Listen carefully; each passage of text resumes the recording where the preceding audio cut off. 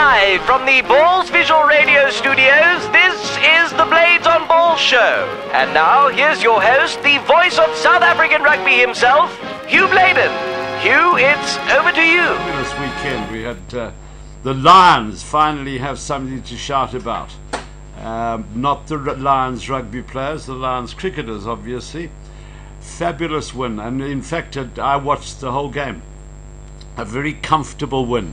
I had a strange sort of weekend because I had a bye this weekend and didn't do any rugby, so I thought that Saturday felt like Sunday, and then Sunday was like a public holiday on Monday, and but a really, ultimately a comfortable win for the Lions, and all the bowlers doing some great work. And Quinton de Kock, I won't tell you which school he went to, but Quinton de Kock doing well, and obviously Neil McKenzie. I played club cricket with Kevin McKenzie before Neil was even born, and then knew his mom Vilna, and I see Syd Nomis staggering down the way. Well, he's not staggering, actually he's flying because he's got a new leg.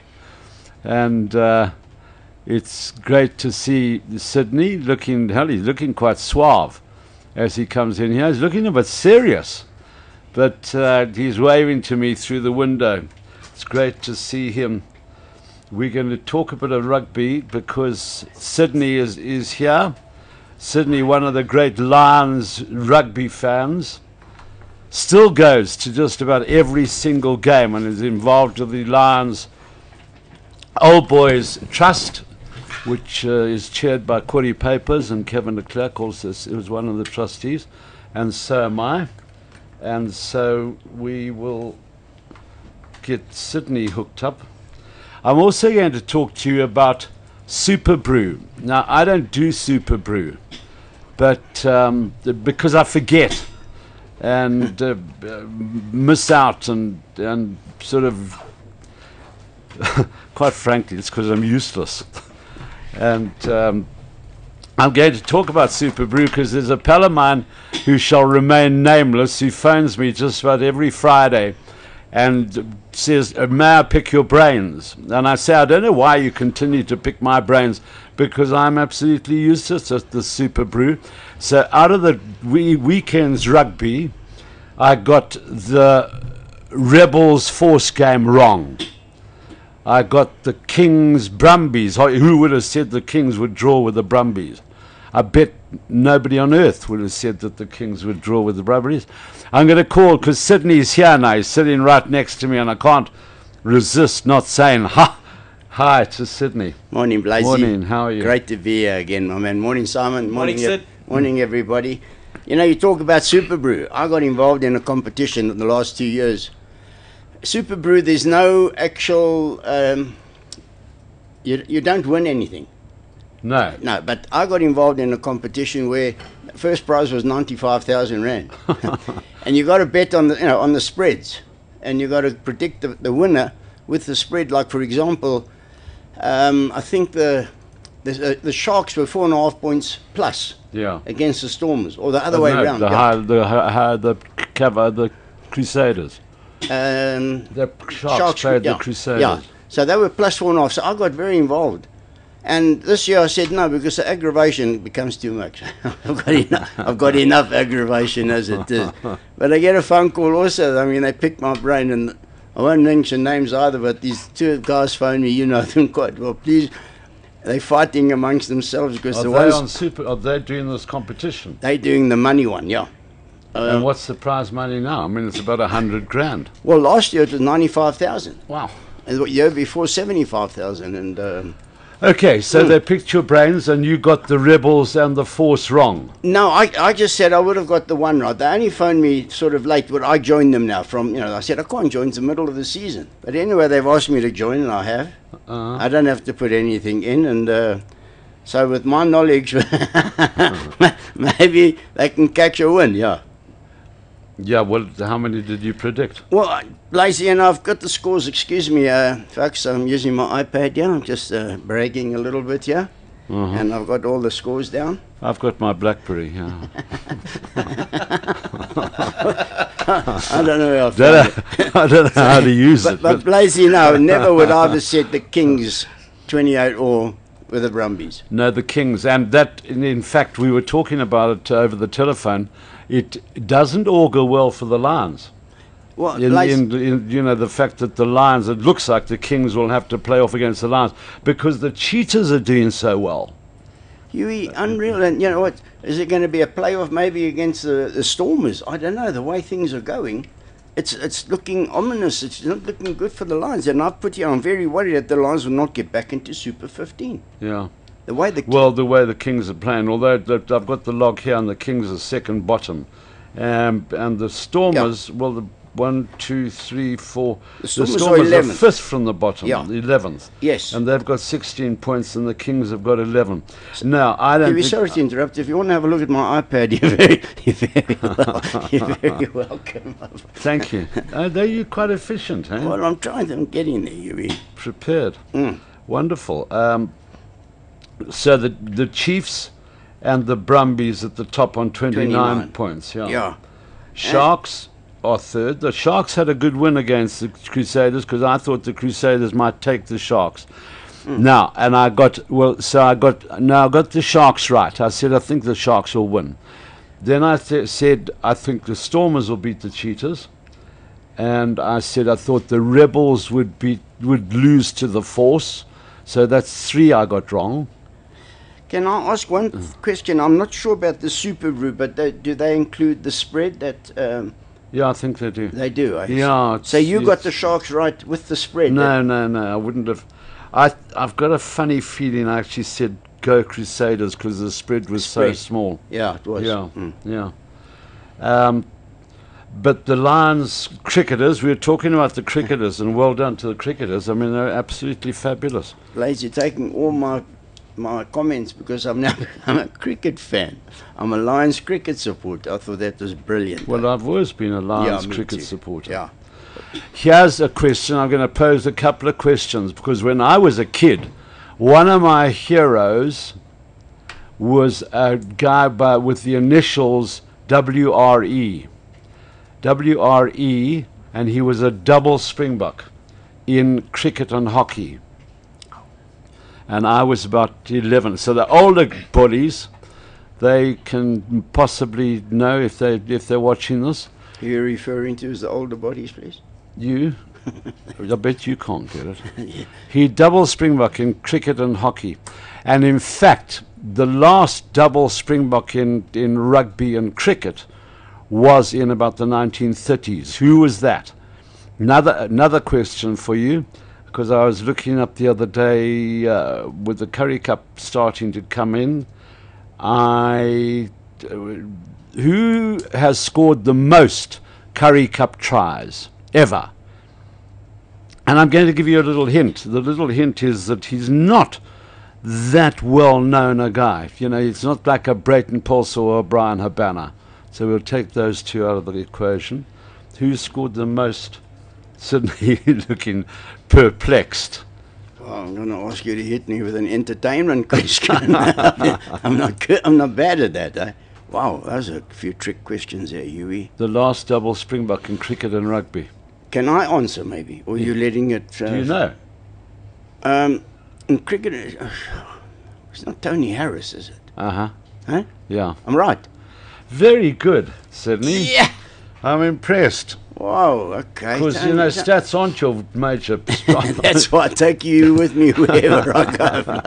Stats aren't your major. So it is Tony Harris. Tony Harris was the last cricket and rugby Springbok. And I think probably the guy who came closest in our sort of era was Eddie Barlow. Yeah, very much so. Cricket and rugby. Very much so, because I marked Eddie Barlow when I was in my youth, and he played for Wits. And he was, you know, well known for one thing was taking the outside gap. I'll never forget that. And they said to him, he was just stay inside him. and you would be easy to tackle. But Eddie Barlow is a great rugby player as well as cricketer. Oh. I want a question. Tiger Lance, wasn't he a double Springbok, Huey? No. Funnily enough, I asked Tiger Lance. He played cricket for South Africa. Yes. He played hockey for Transvaal. And Now, soccer? it was funny. Hockey, Southern Transvaal with the Joburg area, and Transvaal with the Pretoria area, because obviously in the early days they were a combined union, and then as Pretoria got bigger and bigger, they broke away. And so they retained the name Transvaal, and so the hockey team, because my brother-in-law, Pee Wee Pierce, played in about 10, 11 interprovincial hockey tournaments. With Tiger. He would have played against Tiger. Yeah. And I actually asked Tiger whether he had played soccer for South That's Africa. what I thought, yeah.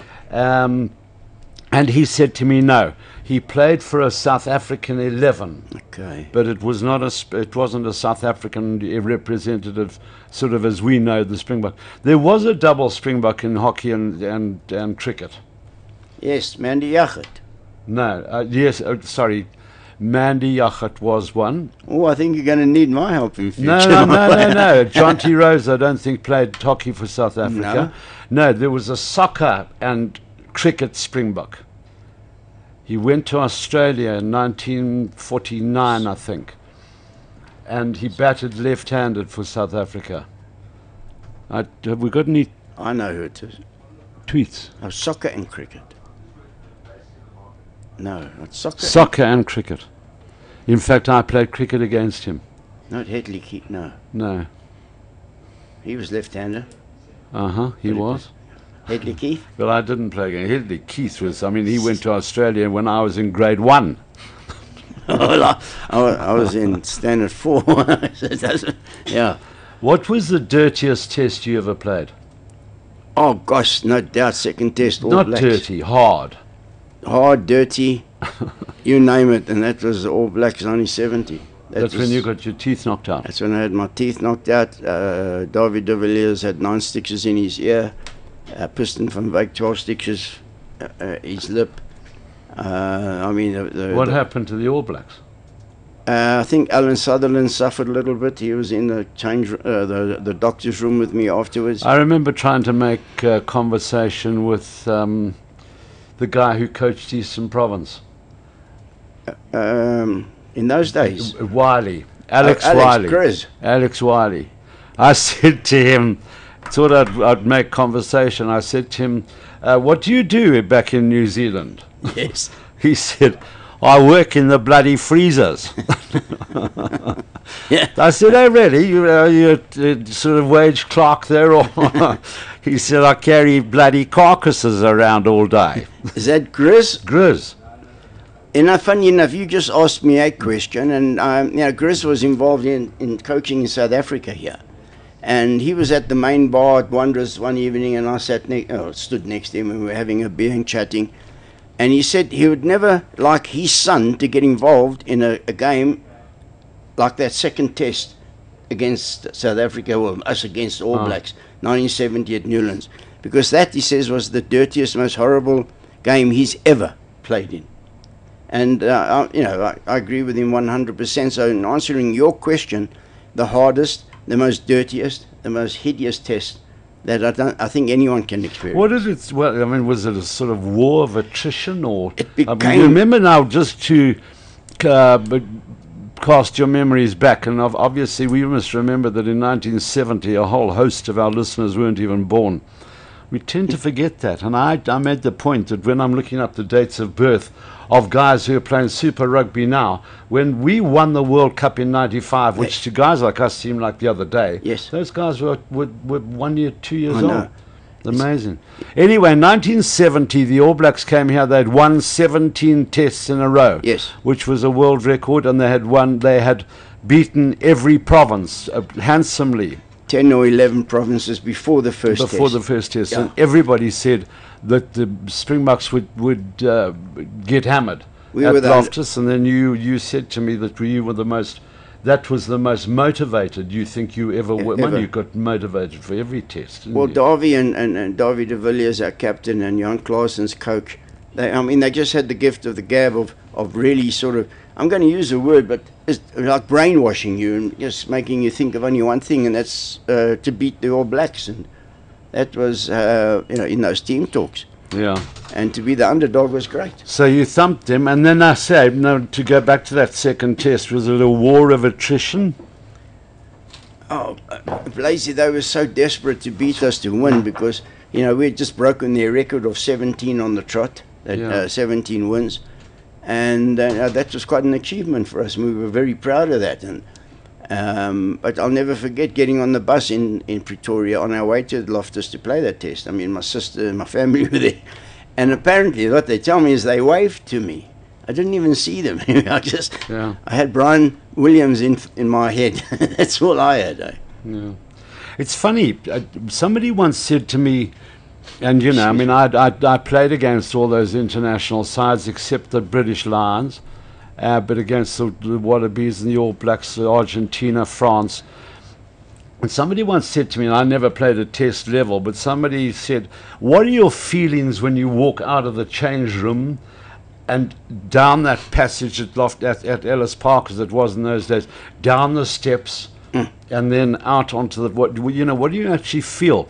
And when I thought about it, I said to the guy, I actually can't remember. Correct. Huh? I cannot remember. I remember a roar of the crowd as he ran on. Yes. Because I'm going to use that word again. You're sort of brainwashed, don't you, to an extent.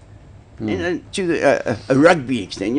How I just got to win this test, and all I can recall, and I can't remember, it's just the roar of the crowd, massive roar. Yeah. That's it. I can remember that, but thought-wise, I can remember little incidents that happened in the change room. Mickey Gerber, who coached us, we used to stand there almost like slip fielders and throw the ball at one another. And just, little incidents like that. And I remember, once, Sid and I used to change next to one another, and we were playing Western Province. And then there was this thud, and then a silence, and then thud against the wall, and then thud. That sounded like somebody with a sledgehammer. Sydney said, do you know what that is? And I said, no. He said, that's Gert Muller warming up. Warming up. You used to hit the wall. We all thought the wall was going to break down. God, that's why he warmed up, yeah. Yeah, amazing. We're going to talk a little bit more about your test career. Do you, and the recollections of the great players you played against, yes. and the Wales test, the one where you scored and Gareth Edwards scored. Good, yes. And Gareth, of course, wonderful. Gareth, yeah. Being the rugby player of the century, the world rugby player of the century. Now, and I've said this before, that I'm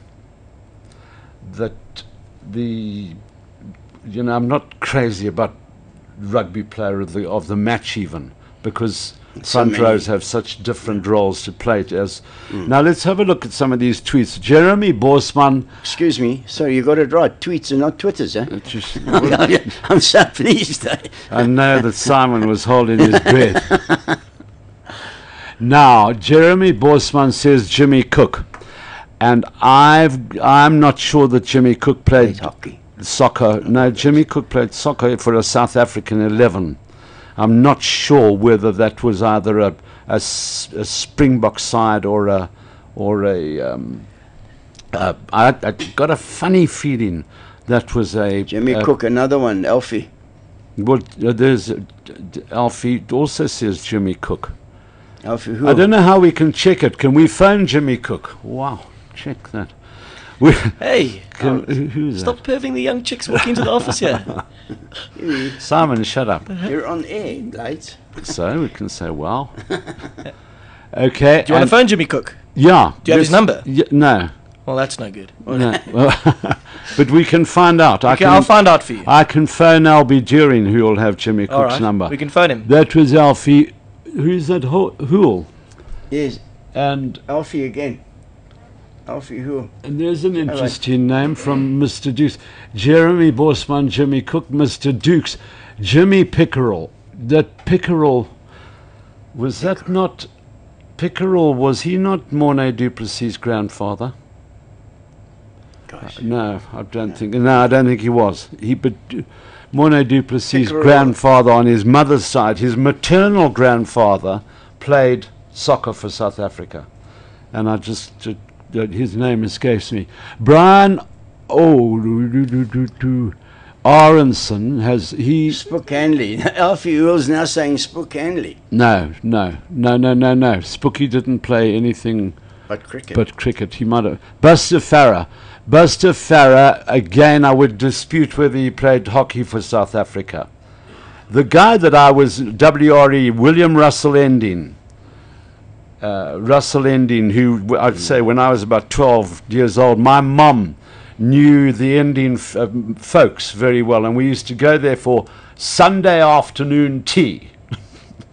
And I would take my cricket bat with me and be all excited about going to tea with the Indians, and could never understand why Russell, who was obviously playing every Sunday, he was playing cricket, why Russell was never there. You know, so he was those one of my tea heroes. parties on a Sunday afternoon became bloody boring, I have to tell you.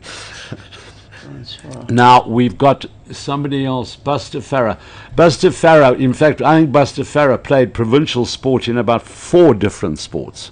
He was a very good tennis player, very good at squash as well. So those I need. It was my iPhone. Hey guys, And then these tweets are confusing you here. no, they are. They're terrific. They're not confusing us. Who's us? Is that Jambles? It is Jambles. Bladez wants to know who predicted a draw between the Kings and the Brumbies. Well, who did? I'd like to know who would have predicted a draw between the Kings and the Brumbies, because their betting was at about 20 points. Brumbies plus 20. Guaranteed. Anyway, once we sort through these tweets, I think we're going to have Simon. Let's have a bit of music. Sorry, it's Brumbies minus 20. If you Yeah, look at the Brumbies, spread, Brumbies yeah. minus 20. Yeah. Yeah. I love this. You know, apart from talking about sports and having Syd here, we have to be a disc jockey as well. 5 for fighting and Superman. I'm a great. I'm a fundi on, not a fundi. I'm a great American Idols fan. I watch American Idols every Sunday afternoon with me missus when we had a lemonade. Or 2. And And the Pims. no, we don't drink Pims.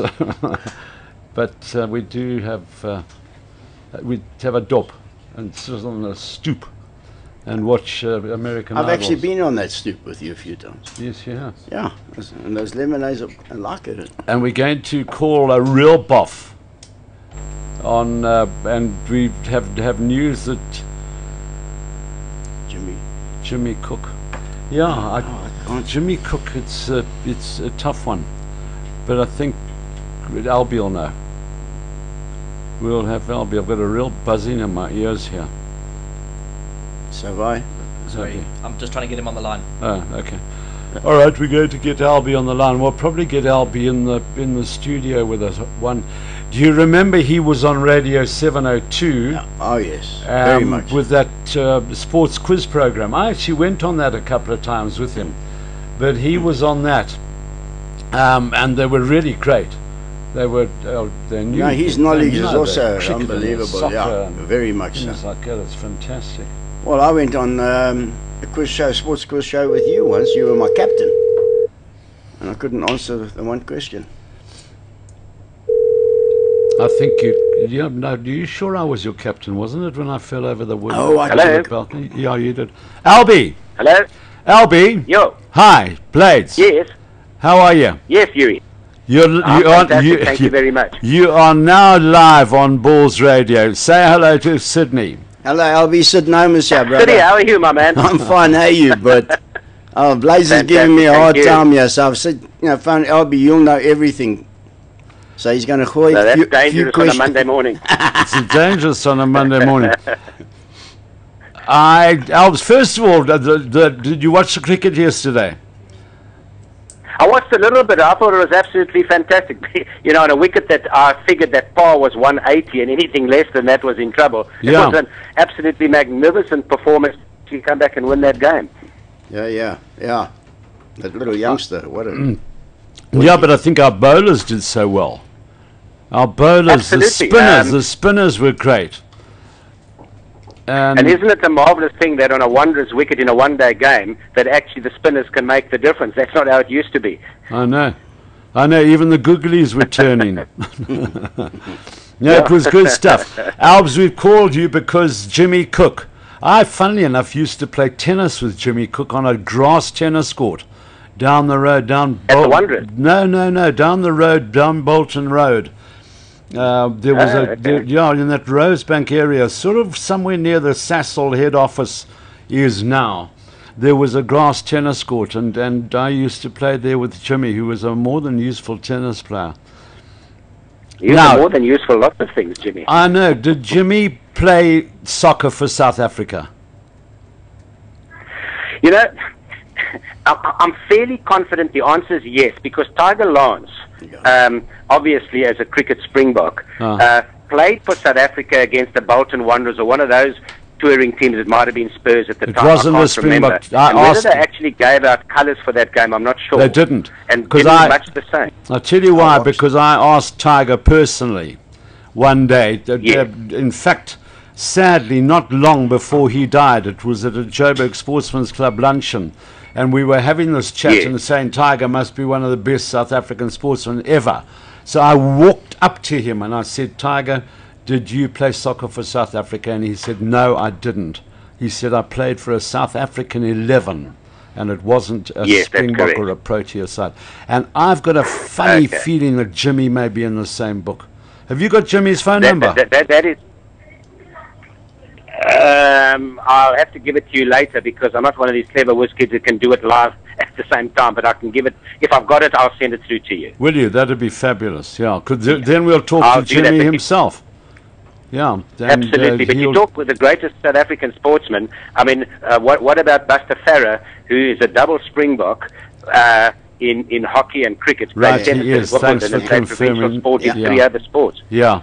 No, it was who was it? Brian Aronson came up with Buster Farah, and well done, Brian Aronson. He tweeted us and said Buster Farah was a Springbok. Because I asked a guy, you'll probably get this, his initials were W-R-E. Okay? Russell Endine. Yeah. Russell Endine. William Russell Endine was a... that is correct. Isn't it funny how... I was also thinking to myself the other day, you know, you got Trevor Leslie Goddard and Derek John McGlue, and how many of those guys, I mean, we were so diddy about sport and all that sort of thing. We knew their full names. Derek John became Jackie. Absolutely. Derek John became Jackie. In fact, one of the loveliest couple of hours I had was on our return to international cricket and that test at Lord's. And I was in the long room, and by that stage, Russell Endine had emigrated to England, and he was a member of the MCC, and it was lovely. I actually spent a full 2 hours with this venerable gentleman. He was so softly spoken and quiet, and wasn't he? Absolutely. Yeah. No, I knew him because I say, dear man. My grandparents, in fact, were very friendly with Russell's folks. My grandparents, and then my mum kept up the friendship. So we, you know, used to go for Sunday tea at the Indians, and I could never understand why Russell was never there. I must say, Albs, said that he was a hero of mine, Russell Endine, and my late dad always used to say to me, he's the greatest slip fielder he's ever seen, was Russell Endine. Absolutely, and he started off as a wicket keeper, and then Johnny Waite came along, and then Johnny took his place as keeper, but Russell obviously stayed in the team, but those wonderful reflexes were there all the time. You're 100% correct. And I can remember that. He took that wonderful catch at the Wanderers. I think it was a backward short leg off Peter May. Exactly that. I think it was Peter May. Exactly that. Yeah. Another one, of course, who was a double Springbok, and we played against Albie, was Sid O'Lynn. Sid O'Lynn was a double Springbok soccer and rugby player. Yeah, he was in that famous... Not sorry, soccer and cricketer. Yeah. Soccer and cricket, yeah. He went to Australia with that 1947 team, captained by Brunton. And Brunton, of course, is part of the Mornay du Plessis dynasty, isn't he? Yes. Now, what was Mornay's grandfather's name? It wasn't Pickerel. No, I thought it was Smethurst. It was Smethurst. Smethurst, yeah, correct. Yeah. Correct. Mornay's mum was I think Mornay's mum was a Springbok hockey player. Correct. Yes. Yeah. Yes. Yeah. Oh, yes. Yeah, that are correct. Yeah, 100% correct, yeah. Any other doubles you can think of? Okay. Offhand? Well, one that you might not easily think... Well, Mandy Yachad, of course. Mandy Yachad, There you go. We've mentioned him. John T. Rhodes didn't play and hockey then- for South Africa, did he? John T. Rhodes, they wanted to get to play in the Olympic Games, but his cricket commitments precluded that. Otherwise, he definitely would have. But the one that you won't easily get is Andrew Hall. Because Andrew Hall represented South Africa as an action cricketer. Oh. Oh. There you go. That's unfair. Albs, you live and learn, brother. So we'll have to call him a double protea as opposed to a double spring. And Errol Stewart, was he just played for Natal when it came to rugby? No, Errol Stewart certainly played cricket for South Africa. Yeah, but he didn't play cricket rugby for South Africa.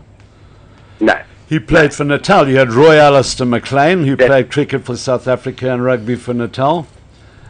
That is quite correct. Interesting how many fly halves we had. Fly halves were quite good cricketers. Yeah, then you can go to Lee Barnard. No, I was then thinking of Peter Kirsten, Lee Barnard, Kevin McKenzie played first team for Kess at fly half. Pat Flanagan played Kess first team fly half. Lee Barnard was the Kess first team fly half. Then there was that guy White. I've forgotten his first name. Yes, I remember. Eastern Province and cricket for Eastern Province. I mean, he was, and Kebon Grobler, of course, was not a fly half. But he was a magnificent all-round sportsman. Yeah, he was. Yeah. A whole host of them. Albs, yeah, of course, in this day and age with specialists, it's just not possible. It's not possible, which is really sad, hey? I also said who scored the most Currie Cup tries, and we've got a tweet here from Peter Berg, who is right on the button. Do you know who scored the most Currie Cup tries ever, Albs? What about Reinach from Free State? No. I would never have guessed that, or known that. And I wouldn't have known this if I hadn't looked it up. John Daniels. Who did he play for? Oh, okay. He played for Boerland and the Lions, and he scored 77 tries. He's just ahead of Brayton Paulser. And just slightly ahead of you, Huey. Just slightly. I scored 17. He scored 77. And how many? For a fly half, I thought that was quite good. I only know that because my name was up in the Yanni Leroux Saal, the Yanni Leroux Hall. They had the top try scorers, and for a while, my name was up there. It got eliminated pretty quickly. That thing but in Yanni Huey, Leroux. the other question is, how many drop kicks did you get? No, not too many. I didn't. I know I got 2 or 3, but that was about it. I wasn't the greatest drop kicker in the world. You were a running fly half. Yeah. We used to do that. Albs, thanks so much. I'm going to ask you to come in and sit here one day and just natter away about sport, because we have quite a lot of fun, and we hope that viewers at home are having fun as well. But thanks for coming on the line. And are you still at Northcliffe? Absolutely, yes, indeed. What are you, the managing director now? No, I do a bit of teaching, a bit of marketing, and a bit of this and that, and have a lot of fun at the same time. And then obviously take time off to talk to you guys, which is an absolute pleasure. Thanks, Albs. Albie, cheers, brother. Okay. Bye. Bye. Cheers, City. Cheers, Huey. Bye-bye. Bye. Great to have Albie during. He, as I say, I was trying to think of the other guy who was on the. A lot of knowledge, on the show with. But Buster Farrow really rang a bell with me as being a double A. Yeah. There are a lot of tweets you're getting, Bladesy. Willem Rosenberg. Who's Willem Rosenberg? Philip. Philip has tweeted us and said, Willem Rosenberg. Now, there was a Wolf Rosenberg, who was a wonderful rugby player, but they didn't play that many Currie Cup games in those days, so he's not even on the list. But Wolf Rosenberg also played for Wits. I remember going to Old Jeds, and Old Jeds were playing against Wits, and we had an Afrikaans teacher by the name of Boetie van der Riet. Yes, I do remember him. Boetie van der Riet played rugby for the Marties with Donnie Craven. And if we wanted to skip Afrikaans lessons, we would just say to Boetie, what was Dr. Donnie Craven like? And that would be the end of the Afrikaans lesson. It was one of his favorite things to tell us all about Dr. Donnie Craven. But Sorry, Hughie, what's the question Barry's got there? Question to Hugh Bladen. Today, would the Lions' performance be as good as the Kings in the Super Rugby tournament this year? No. No, well, I mean, I don't think the Lions didn't win a game last year in the Super Rugby tournament, and so I think the Kings have done really well. They beat the Rebels. As much as I hate to say this, I can't see the Lions getting back. I said it earlier in the program. But the way the Kings are playing rugby today, to draw 28 all at home with the Brumbies, that's an incredible feat. You look at Lions rugby, their team is depleted. They got nobody. And I asked, will Franco van der Merwe come back? There's a doubt. There's a question mark. Will this one come back? It's a question mark. I don't know if they'll ever come back to the Lions. So what's going to happen with the playoff? Well, somebody made the comment on Rugby 365 that the Lions could end up like the Falca and well, it's too ghastly to contemplate. Oh gosh, I can't even think of it. No, it freaks me out. I've become a Lions cricket supporter. And how sad is it that they had all these fixtures planned this year, and they were supposed to go overseas now, and that's gone. Primarily due to lack of funding and the exchange rate. Really, they can't go anymore. No. Well, that was one of the things they said. The other was that the opposition might not be the great. They couldn't get the quality of games that they wanted to get. One is, it's I think a little bit out of season probably in Canada and North America. I've got family in Canada, and they were so waiting for the Lions to arrive in Vancouver. They phone me every day. When are they here? Just tell me to contact us. But that's off now. Well, you might get a decent quality of opposition in Canada, perhaps, but you're never really going to get fantastic opposition in the States. No. Well, it was going to be. Although, we played America in the World Cup, and it wasn't a pushover, huh? But that was the international side. I just want to mention these people who have shown interest, and that's great. Peter Bach was right on. Then Ashley Box, well done. Is it John Daniels? John Daniels, who played for Boerland and for the Lions. And then Carl Thomas Butler. You're extending my eyesight here. Carl Thomas Butler has mentioned Herschel Gibbs, which was a name that we didn't come up with. Herschel Gibbs. I did a Craven week when Herschel Gibbs was the Western Province fly half, and he had amongst the quickest hands I've ever seen on a rugby player. He would catch that ball and pass it so quickly. He had brilliant rhythm, unreal ball sense, pace, everything. He was a little bit on the frail side. What's Carl saying that he was a double Springbok? Or no, I think we were just talking about the fly halves that had been pretty good cricketers. But you always mentioned Herschel Gibbs to me when he played SA Schools rugby. Yeah. And you told me how brilliant he was and he chose cricket. Yeah. Another fly-off is Peter Kirsten, who was a brilliant fly-off, but he chose cricket. Very good. Lions World also. Wow, the Lions jersey, Lions World. There's a Lions supporter for us. My guess would be John Daniels, so that's pretty good. Well done, Ashley. Yeah. Well, Peterberg, there's Peterberg, also John Daniels. So the boys, your rugby out there. Well, either they know their rugby or they've got the South African Rugby Annual, and there's nothing wrong with that. If you can look it up, you can also probably tweet it. Did Dan van Zyl play rugby and provincial cricket? Can't recall. Gary Honeyball. Gary, you're quite right. Dan van Zyl played provincial cricket and rugby for South Africa, but never a test match. He went on one of the tours. In fact, one of the tours that I was on, covering it for SuperSport. Blazy. Barry thought so, but it's not Blazy, prachtig. The city, prachtig. Simon, I think it's time for a musical break.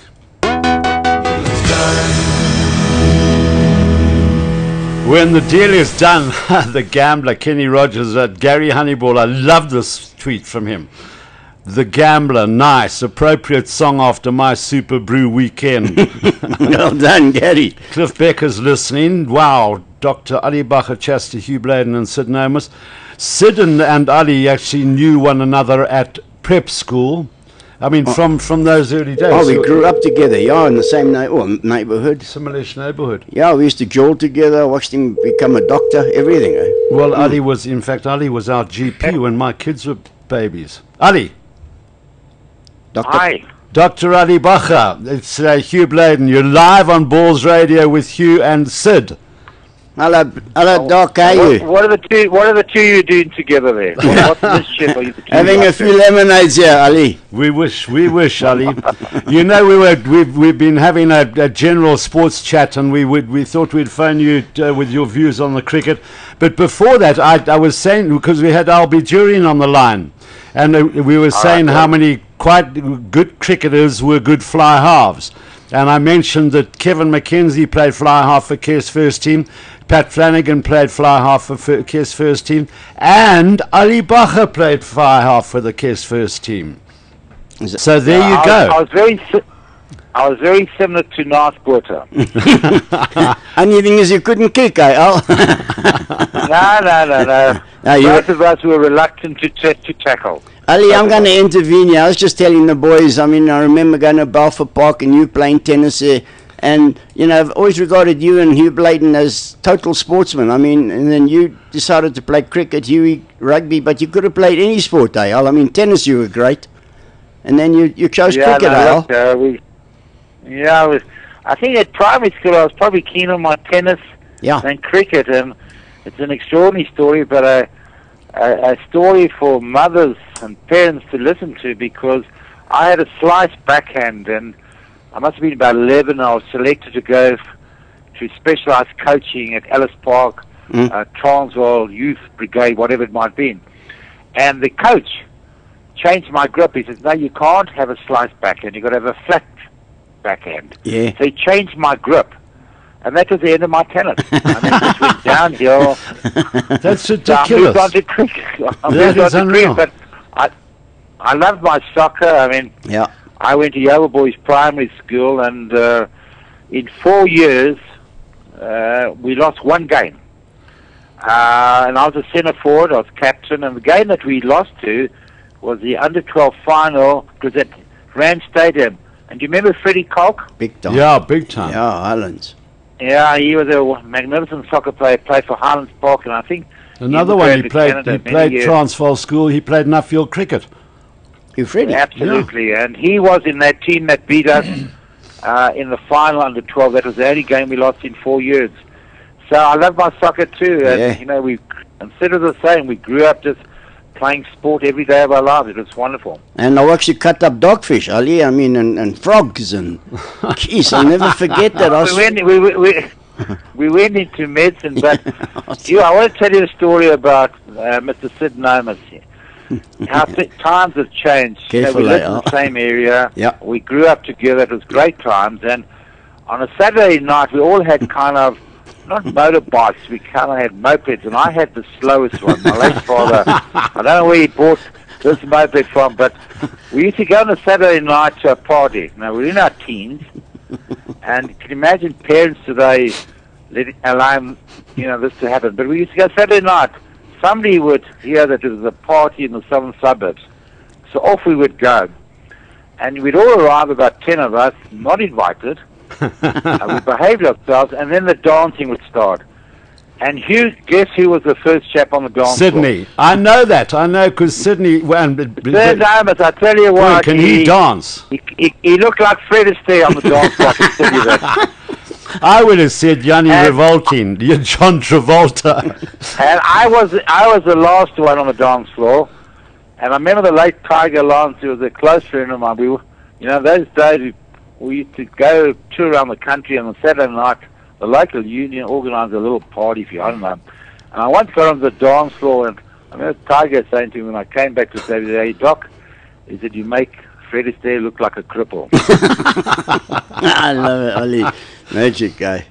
Ali, before we get on to modern times, well, I mean, I can remember you probably don't know this, but I think on the same day you scored 100 on the first team field, age 15, I scored 100 playing for the under-13s on St. John's Sand Fields. I don't know whether you know that, but I made 103 not out that day on the far field. I always say the sand fields were great because you played a forward defence. If you got it past mid-off, it was 4. You were left-hand batsman and a medium pace bowler. I remember that very well. Very medium. He bowled right-handed and batted left. Very gentle, very gentle. Very gentle. Very gentle medium pace. Yeah, Ali. I mean, when you took over the captaincy of the Transvaal side, were you 20, 21 years old? 21. 21. And I mean, you had the likes of Tiger Lance and Dennis Lindsay and Eddie Barlow and Athol McKinnon. I mean, there weren't the gin and coke boys. I mean, they weren't the easiest guys in the world to keep control of. No, Eddie wasn't there yet.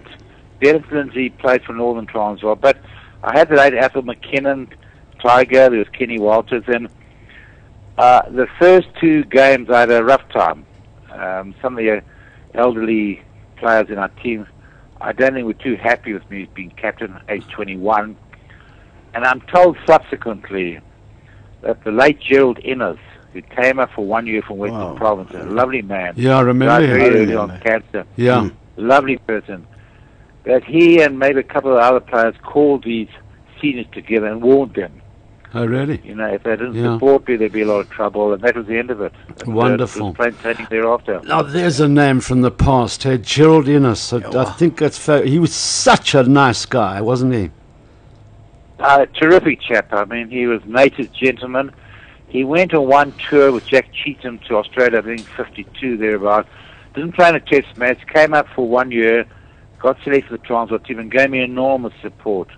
And Ian Fullerton gave me a lot of support. So, initially, as I said, it wasn't easy, but they rallied behind me, gave me wonderful support. Gee, are you bringing up names here, but Fullerton and Fullerton, he was a JPL boy, wasn't he? That's it. He was a lovely guy, yeah. Lovely, and a lovely cricketer, Yeah, I remember him, eh? Ali, tell me, you're doing these interviews on Super Sport, you enjoying those? A lot of research you're doing. No, I've done 12. I love it. The motivation really is that South Africans generally don't acknowledge or recognize that we have some greats in our country, sporting people, past and present, really legendary greats, man. And I'm proud of these sporting people. I've known them for years. I've followed them for years. I mean, if you take rugby, I think of test matches played at Ellis Park in Loftus since 1960. I've probably missed only 2 test matches. Yeah. So I've been a great follower of South African sport, and so one identify some legends, and it takes me about three weeks. I mean, I do a lot of research. I read their books. I genuinely phone people, their peers who interacted with them, find out a bit more about them. And when I come for the day in question, I don't tell the person of the questions. So it's got to be spontaneous. Yeah, right. Nor That's the producer. Great. Yeah. So spontaneous, and I just finished Bruce Fordyce. I did him last week. He was brilliant. That'll be shown just before the Comrades. And both you rugby people, Nas Buerto, I interviewed for about 120 minutes at Loftus. He was brilliant in that, because it's not live, if the person I'm interviewing says, hold on, can I think about that, you stop. Every question that I threw at him, in a second, he knew exactly what happened when, etc., etc. And I went year by year, 1980, 81. He was absolutely brilliant. His knowledge was absolutely brilliant. I've toured with him, Ali, and you know he really has an incredible knowledge of all sport. And you know, rugby is brilliant. He was unbelievable nice sporter, and I think at times I try bring out the side of the person that the country is not aware of. I mean, I can tell you a lot of people have come up to me and said they haven't seen this side of North. Yeah. I mean, Jacques Collis is normally very quiet, introverted, withdrawn. You know, this I know him so well that he was able to speak to me very freely. Another side of him came out, which people have seen. Yeah, so I'm trying to bring out the best of people. But at the end of the day, I mean, we got some legends, man, and we must be proud of them. I think it's absolutely fantastic, and you know, somebody once said to me, what should happen more often is you know, because you think of the fellows. I mean, in Jack Cheatham's side from 1952. Now, in 1952, I was in about standard 3. I reckon I could name about 13 of that side, and you know, Neil Adcock guys, Johnny Waite and you know, Roy McLean and those guys who have now passed away, you know, and you miss those opportunities. Well, you know, any sport, it's what keeps that sport glued together is the history, the culture, the past great people, the great moments in that sport.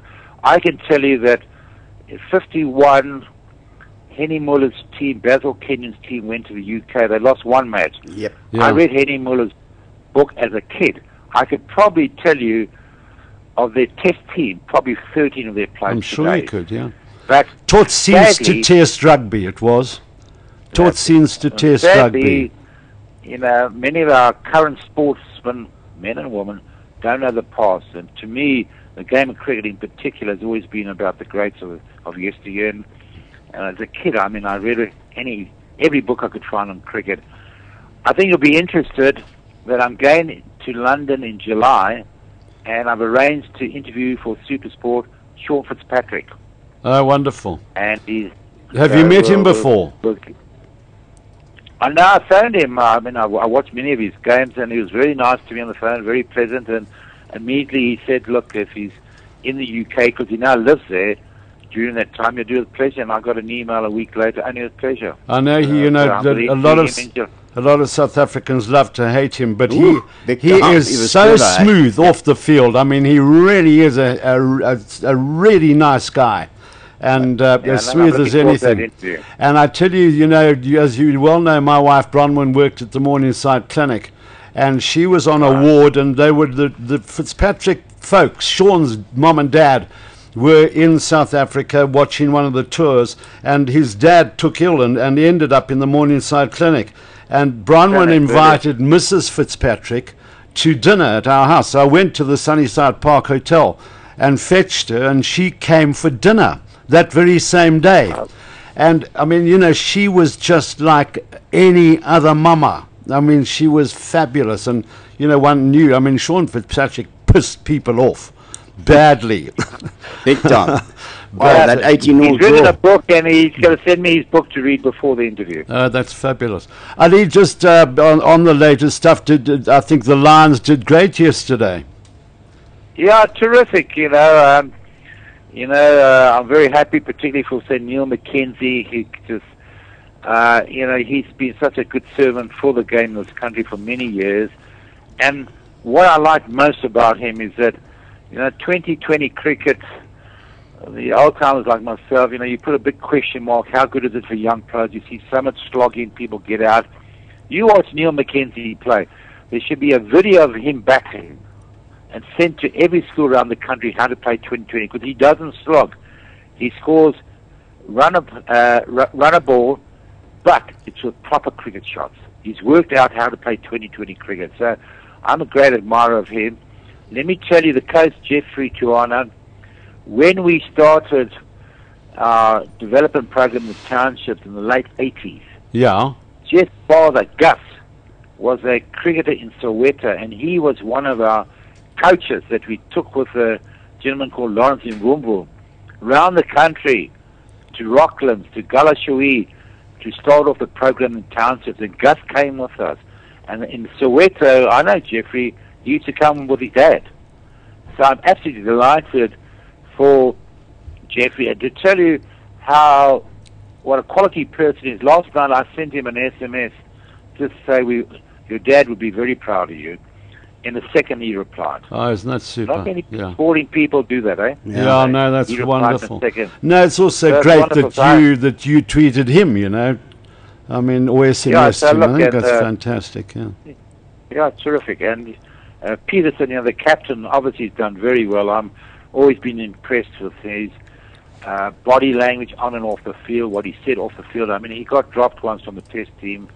He didn't shout the yards. He just said, look, I've just got to get back and get runs and get back in the team, which he did. He's come back strong, Yeah. Yeah.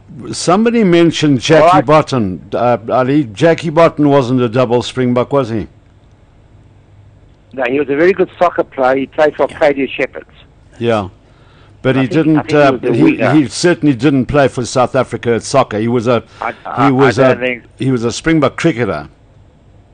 Yeah, in '65, my only tour to UK with Jackie was in our team, and he was my closest friend on that tour. We were very good friends, Jackie Botton. Lovely guy. Yeah. He died some years ago, unfortunately. Yeah, a feather in the cap of Pretoria Boys High. Just one quick thing. One of your colleagues you used to study with and cut frogs and whatever, Dave Davis, he's retired now, eh? So where's he in the States? Well, he's in the States. Yeah, he spends half his time in Miami and the other half in Detroit. So he follows the son, but he's retired now. Yeah. So I just thought I'd give you that little bit. Yeah, we were close friends. Wow, those were wonderful days. Jeez.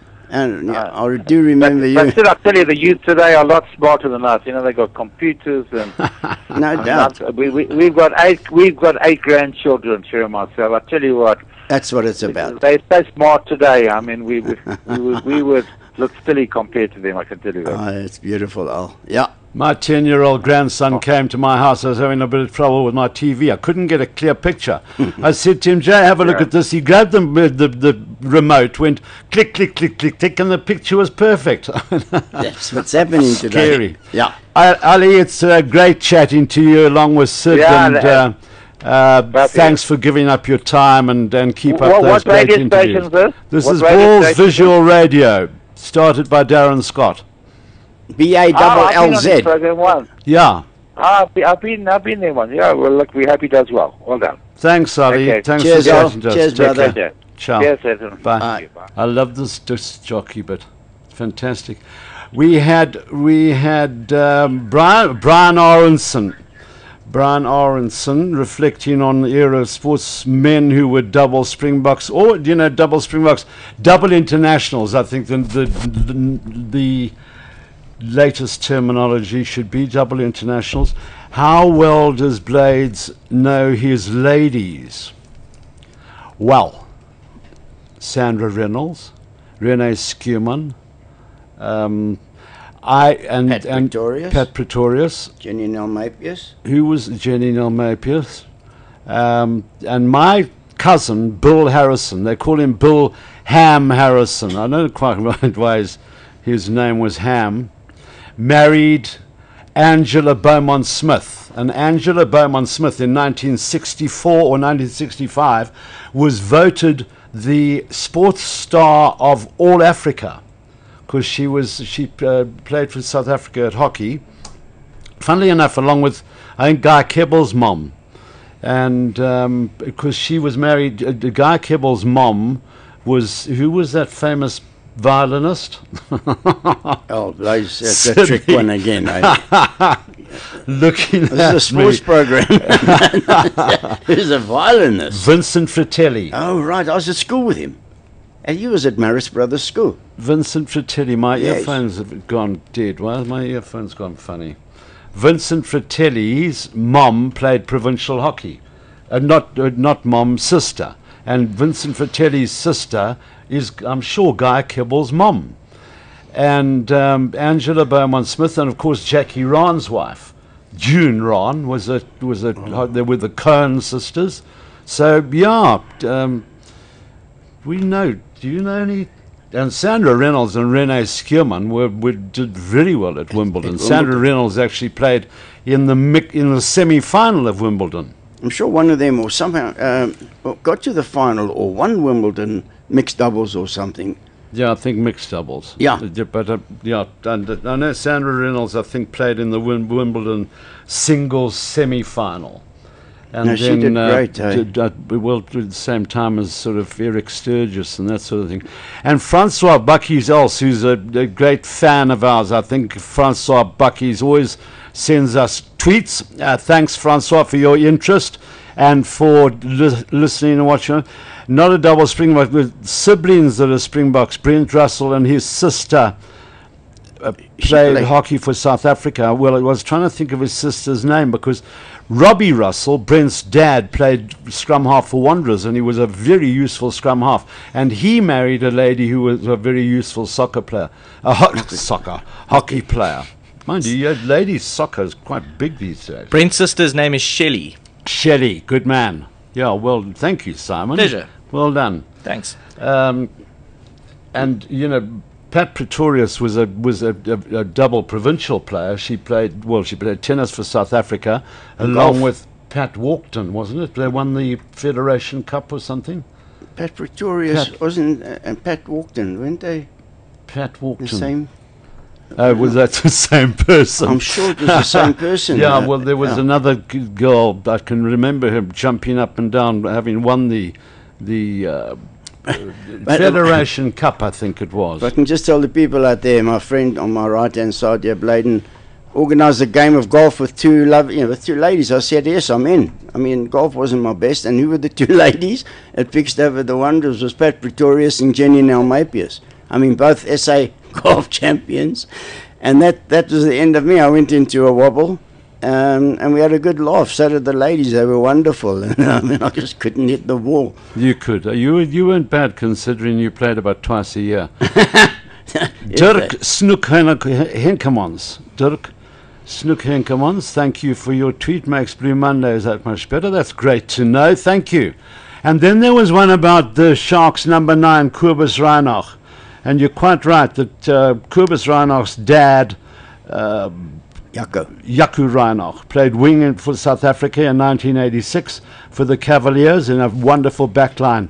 Garth Wright, Nas Botha, Michael du Plessis, Donnie Gerber, Karel du Plessis, Jaco Reinach, and the fullback was Johan Giernos. Can I ask one? Jaco Reinach, wasn't he a double Springbok? Athletics and well, he held the 400 meters record for years. And you remember Gerard Vivier when Jaco Reinach was running down the line at to Loftus. Hier spoed. Yeah. Oh, bless him, rest in peace, old Swickerish. Yeah, no, he was. I worked with him quite extensively on television. I remember him coming into your commentary box. Funny enough, I just happened to be there that day, and you were trying to teach him now, or not teach him, but he wanted to see how to do commentary on TV. Yeah, but he never took to it. It's the funniest thing there. Well, he was. You know, I mean, he was a good commentator per se, but radio was really his forte. And he admitted, you know, that radio was his favorite medium. And the other thing, of course, is that Gerard could make a lousy, boring game sound exciting.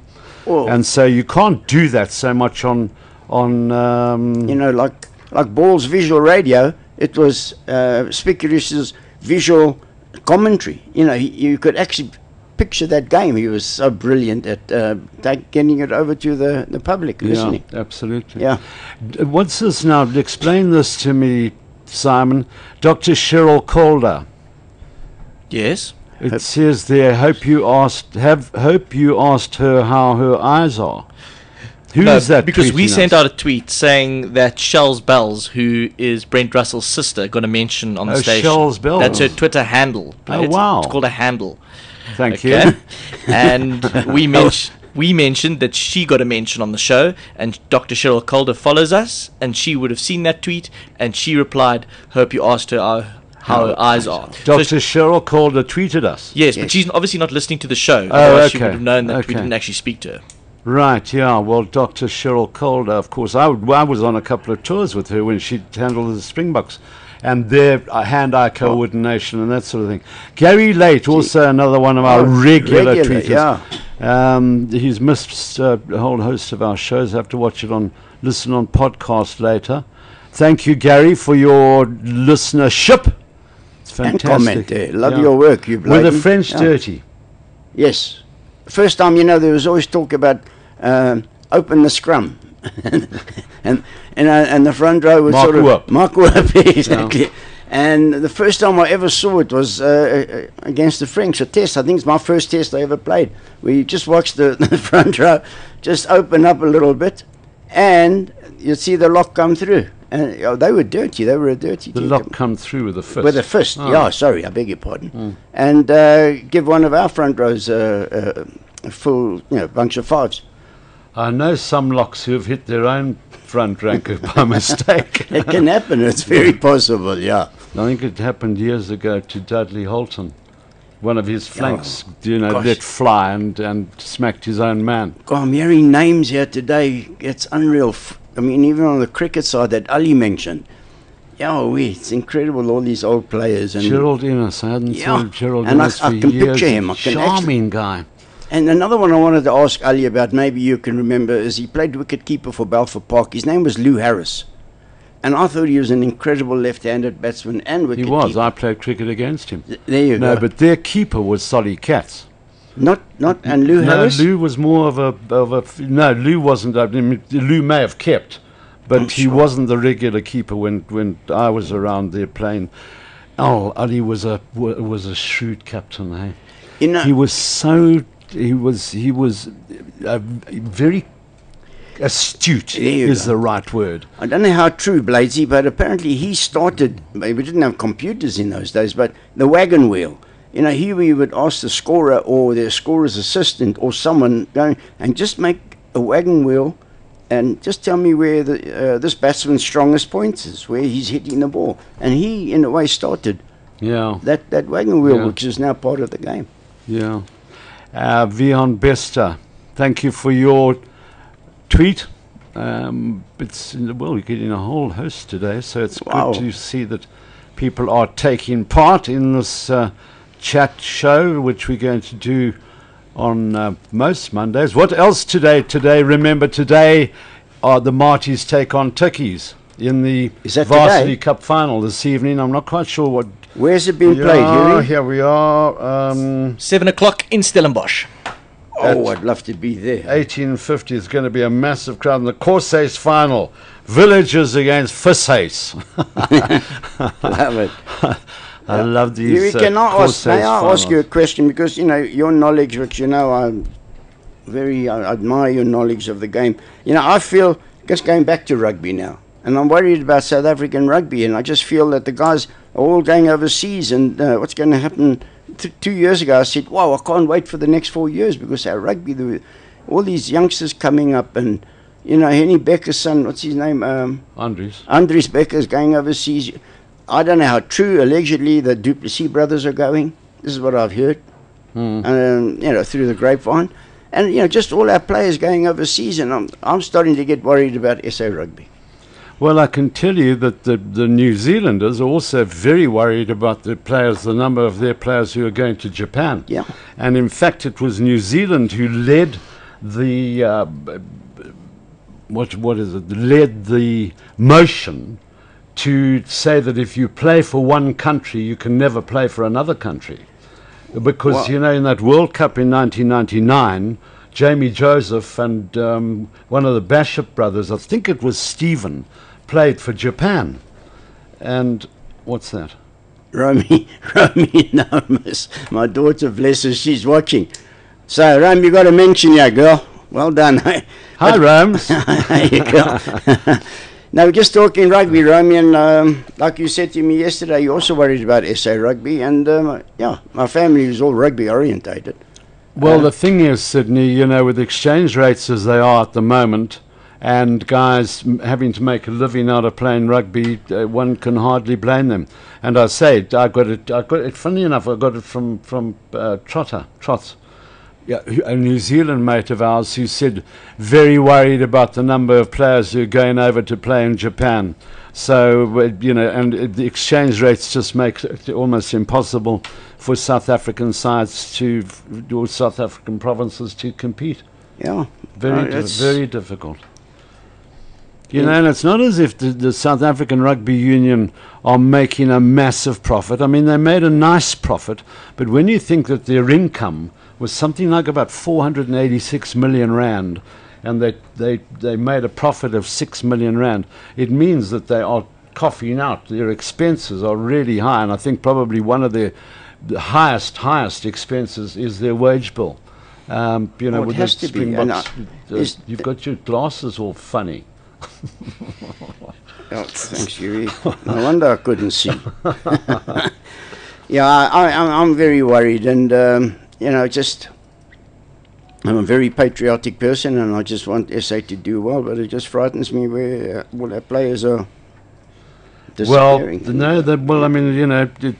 means that there's space for younger players to come up, and I do. It's not like I don't worry about South African rugby. I think it's quite a problem. Tanya, it's like sitting at a braai on a Sunday afternoon listening, guys, reminiscing. Thanks, Tanya.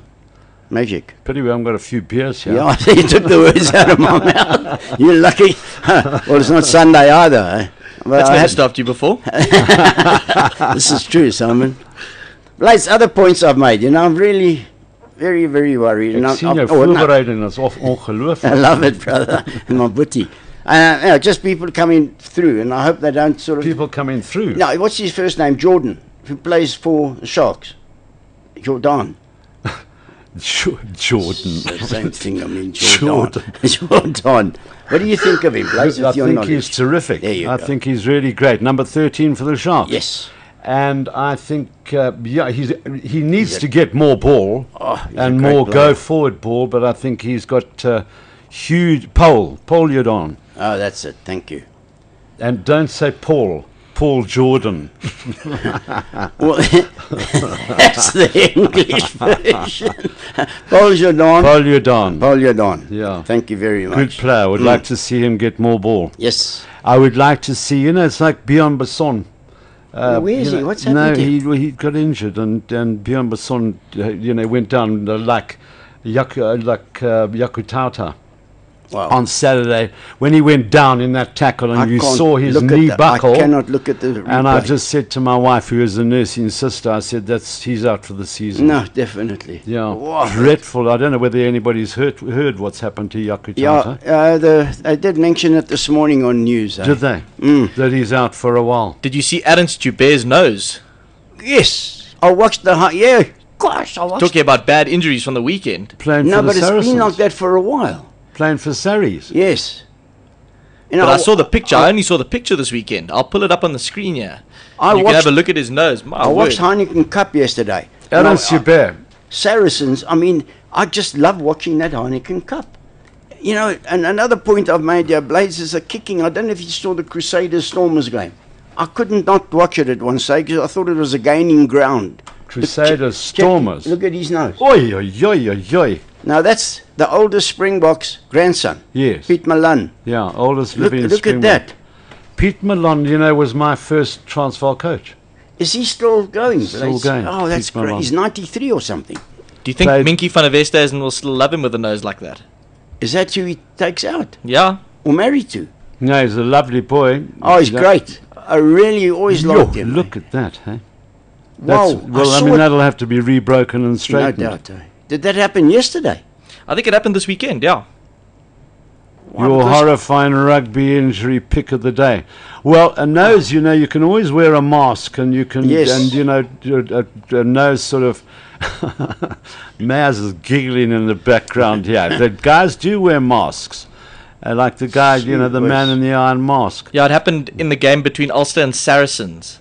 I watched that yesterday. Yeah. The Saracens beat Ulster. And there were I think 8 South Africans playing were on the field. 8 what? South African players. South Africans. South Africans. Yeah. Well, Saracens, of course, have a big South African interest. No doubt. And it's great to see those. Well, you say great to see those guys.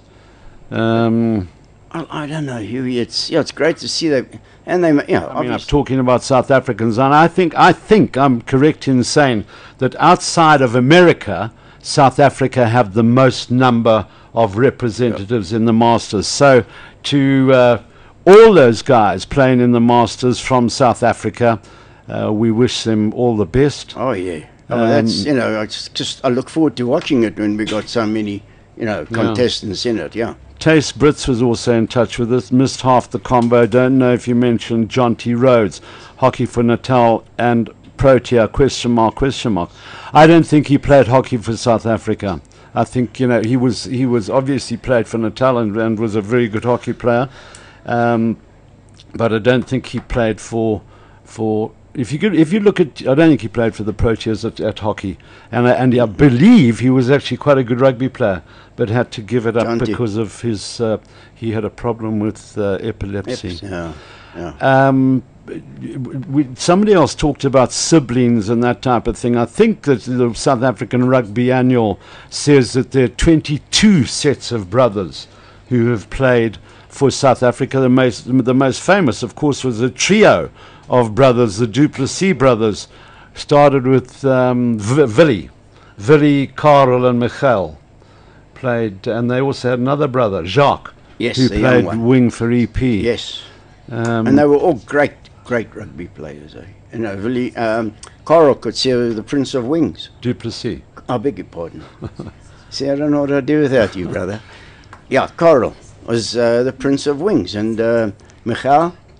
Well, I still think that backline in 1986, Garth Wright played in the final two tests. Garth Wright, Naas Botha, Michael Du Plessis, Dani Gerber, Karel Du Plessis, Jaco Reinach, and the great Johan Hunes at fullback.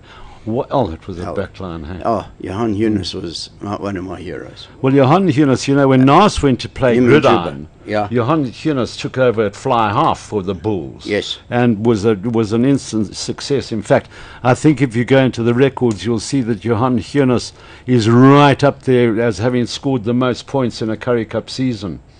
Well, that I'll leave to you because I don't know those stats, but I think you're on my side. We were talking about Bjorn Besson. Yes, and get him more ball. No, he got injured in one of those. I think he injured his ankle in a game. And there's no doubt. Gio Aplon. I mean, Gio Aplon, I think, is so elusive and so great to watch when he's running with the ball. But he just needs to get a little bit more ball. Two of them. Oh, for those sweeping movements that only the Crusaders seem to be able to do. And you know what I love about Aplon is that he counter-attacks. And in the air, him and Besson, I mean, they are the two best boys in the air. I mean, kick ahead and, gosh, they go for it. And 9 out of 10 times they will get that ball. At Gio Aplon, when he's covering or playing full-back or whatever, he will counter-attack, and I think that's great. Yeah. Not kick and then lose possession. And if it's a bad kick, you lose possession, and it's just not worth it. Counter-attack. Look at the New Zealanders, the way they play rugby. I love it. Well, the Stormers just lost to the Crusaders, and the Sharks managed to pull it off against the Crusaders, who seem to be coming back. I mean, you can't take it away from the Crusaders. They've won the competition 7 times, and that was, they've played, apart from winning it, they've just played such attractive rugby, and the way I talk about those sweeping movements, and everybody says defenses are so tight these days, and how many times don't we, and we talked about it, and I'm not going to belabor the point, how many times don't we see one pass ruck, and hoping to get a kick or something like that. So the Crusaders are coming on nicely. But we got the Chiefs, and the Chiefs play great rugby.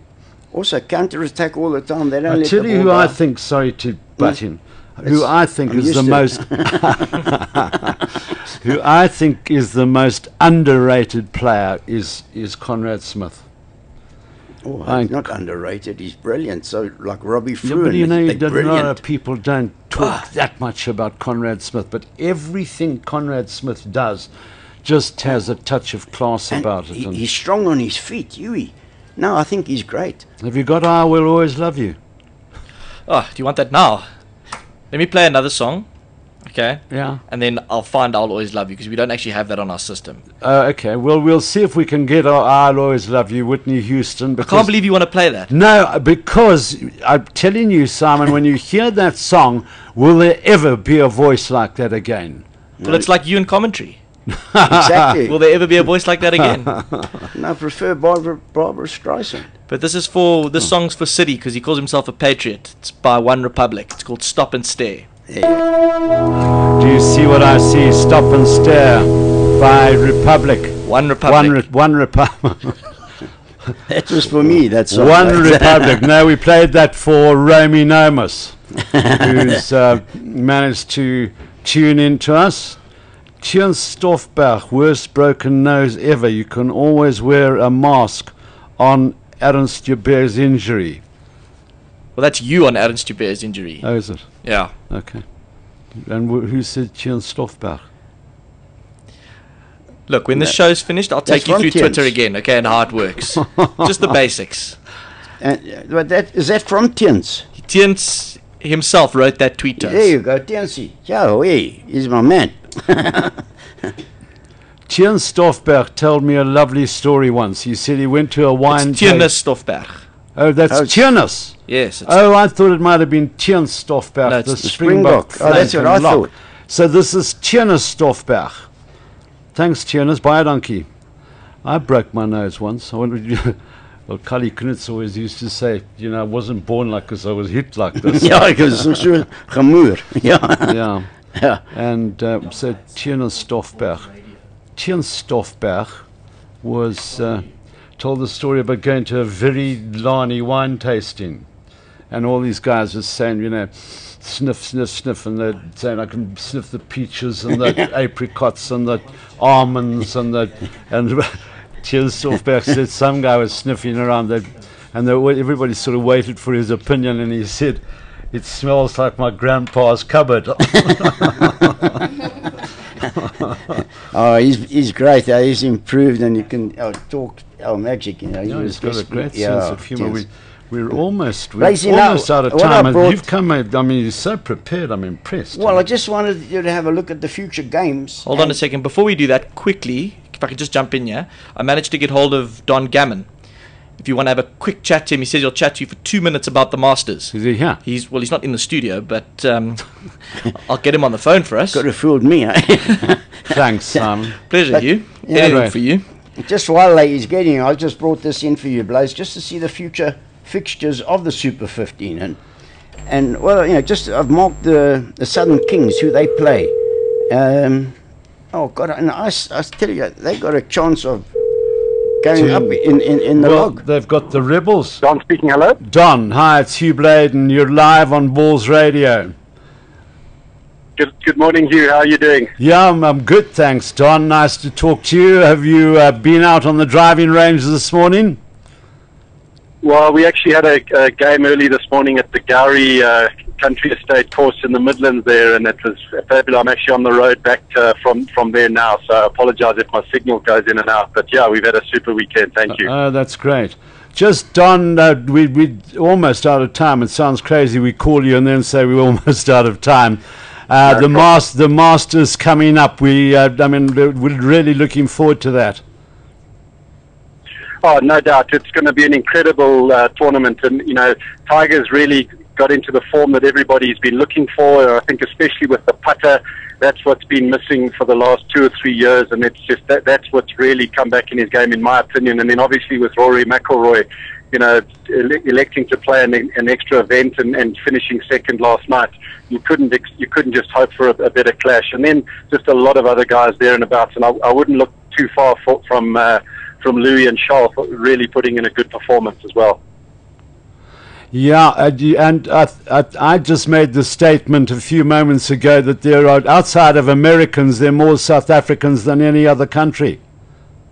Is that correct? Absolutely, it is absolutely correct, and it's just a testament to the quality of the Sunshine Tour right now and the kind of golf that's being played locally, that these guys are going out there and really feeling like they belong and producing the goods right from the get-go. It's no longer the sort of 5 or 6 years of doing an apprenticeship. Our guys are going over there and being competitive immediately. And you know, Ernie's paved the way, and you know, I think we've got so much to look forward to over the next 10 years.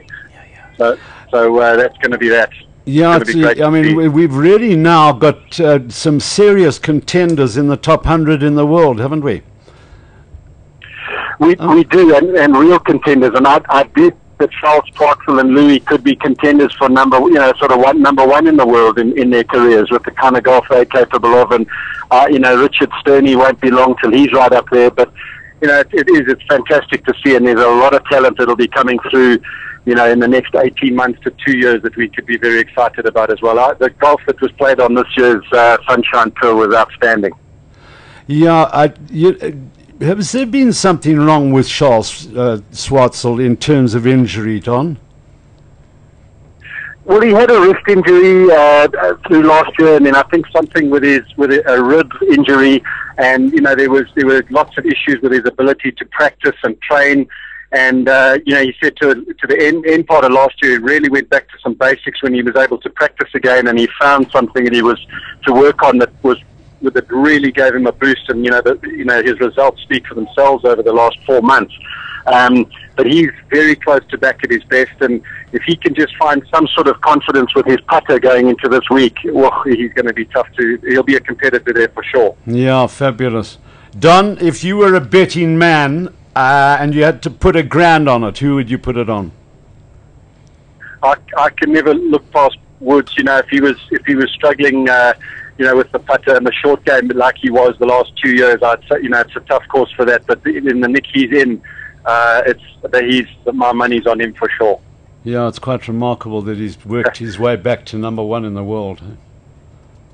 Well, it is. But it's you know, the mental strength. I don't think anybody fully appreciates the places he can go mentally, and how deep he can dig, and his work ethic and all of that. And whatever he's done in his private life is one thing, but man, the golf he plays, it just makes you want to get out there and play golf. I can't turn the TV off when he's on the course. Yeah, it's fabulous. Don, drive safely. Have a safe trip, and thanks so much for giving up your time to chat to us. Thank you very much, and a great show. Really enjoyed. All the best to everybody. Thanks, Don. Cheers, guys. Bye-bye. Cheers. That's Don Gammon. If you know, and his dad, Moose. I mean, Moose. Some people call him Moose. Excuse my ignorance, but what is he in golf? No, they do. Don Gammon was a pro golfer, but now they do it. Moose. And yeah, so is Moose, his dad. Oh, okay. But now they do a TV program where they take a celebrity called Ultra Simple Golf. And whose show is this, Simon? Yours or Bladez? So I'm just filling in here. Well, I don't know. Whose show is it then? This we can have a laugh. Yeah. Well, they do a television show, and they'll get somebody like I saw one where they got Mornay Morkel. I've watched it. They've had Paul Brayton, whose golf is coming on in leaps and bounds.